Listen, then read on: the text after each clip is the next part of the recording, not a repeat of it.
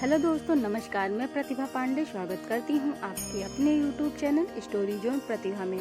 तो दोस्तों, आज हम आपके लिए लाए हैं भगवान शिव और माता सती से जुड़ी हुई कुछ जानकारी।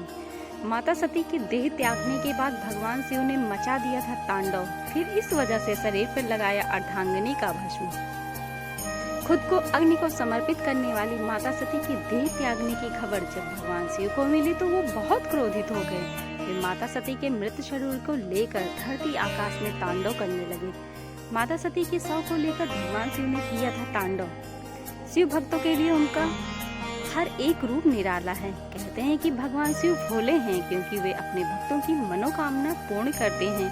वे अपने भक्तों के समक्ष स्वयं प्रकट होकर उन्हें आशीर्वाद देते हैं और मन मुताबिक वरदान देते हैं। हिंदू धर्म में शिव उपासना का विशेष महत्व है। मान्यताओं के मुताबिक भक्ति की समस्या चाहे कुछ भी हो, शिव जी की मदद से सभी कष्ट दूर हो जाते हैं। शिव जी का जप करने से भक्त खुद में एक शक्ति को महसूस करता है। शायद इसी विश्वास के कारण भगवान शिव अपने भक्तों के बीच हर रूप में प्रसिद्ध हैं। फिर वह भोले बाबा का रूप हो या फिर शिव का रौद्र रूप, उनके भक्त शिव के हर रूप के सामने सिर झुकाकर उन्हें नमन करते हैं। शिव भांग एवं धतूरे का सेवन क्यों करते हैं? शिव की जटाओं से गंगा क्यों बहती है? शिव जी गले में सर्प क्यों धारण करते हैं? इसी तरह से कई ऐसे सवाल हैं जो खुद में एक रहस्य है। शरीर पर जली हुई चिता की राख लगाते हैं महादेव। यूं तो शिव के हर रूप के पीछे कोई न कोई रहस्य छिपा है, लेकिन इसी तरह का एक और सवाल भी उत्पन्न होता है। हिंदू कथाओं के अनुसार कई जगह शिव जी को भस्म का प्रयोग करते हुए पाया गया है। वे अपने शरीर पर भस्म लगाते थे। ऐसा दावा किया जाता है कि भस्म यानी कोई वस्तु जलाने के बाद बची हुई राख, लेकिन यह किसी धात या लकड़ी को जलाकर बची हुई राख नहीं है। शिव जली हुई चिताओं के बाद बची हुई राख को अपने तन पर लगाते हैं, लेकिन क्यों? इसका अर्थ पवित्रता में छिपा है। वह पवित्रता जिसे भगवान शिव ने एक मृत व्यक्ति की जली हुई चिता में खोजा है, जिसे अपने तन पर लगाकर वे उस पवित्रता को सम्मान देते हैं। मृत्यु के बाद खत्म हो जाते हैं मनुष्य के सभी गुण अवगुण। बताया जाता है कि शरीर पर भस्म लगाकर भगवान शिव खुद को मृत आत्मा से जोड़ते हैं। उनके अनुसार मरने के बाद मृत व्यक्ति को जलाने के पश्चात बची हुई राख में उनके जीवन का कोई कण शेष नहीं रहता। ना उसके दुख, ना सुख, ना कोई बुराई और ना ही उसकी कोई अच्छाई बचती है। इसलिए वह राख पवित्र है। इसमें किसी प्रकार का गुण अवगुण नहीं होता है। ऐसी राख को भगवान शिव अपने तन पर लगाकर सम्मानित करते हैं। किंतु न केवल भस्म के द्वारा परंतु ऐसे कई उदाहरण हैं जिसके जरिए भगवान शिव खुद में एवं मृत व्यक्ति में संबंध को दर्शाते हैं। शमशान में बैठकर मृत्यु का इंतजार करते हैं शिव।